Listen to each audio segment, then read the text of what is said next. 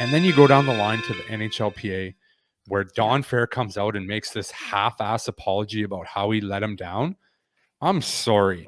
You have there's no excuse for anybody in Chicago's organization, the GM, the coach, the players, anybody. There's no excuse. Okay, but they had something to lose by coming out and saying something. The Players Association, you have nothing to lose. You come out and call them on it, and you stand behind them. You have nothing to lose. That's your job. And they did nothing. And he comes out and puts this apology out as if that's good enough. Like, I'm sorry. He needs to, I wasn't on the calls with the players or whatever. I don't know what's happening. Obviously, they're doing an investigation into it. But I'm sorry. You're fired. You're gone. Yeah. You're gone. You're the head of that. And I'm not surprised this happened. And I'm going to say something that's, was confidential, but when we were getting ready to play in the bubble, and I talked about with the team and stuff and you guys, but I think this needs to be said because it's interesting. You're like, well, maybe he made one mistake, and you're like, no, hold on a second. Oh, it's multiple mistakes. And a couple, was weeks, months, whatever.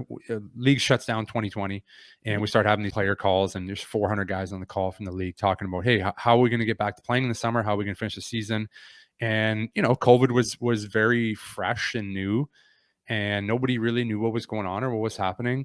And here's Don Fehr pressuring players to play in the bubble. Like, it was like, we need to play. We need to play. There's no excuse. And guys are like voicing their opinion, like, hey, we really don't want to do this.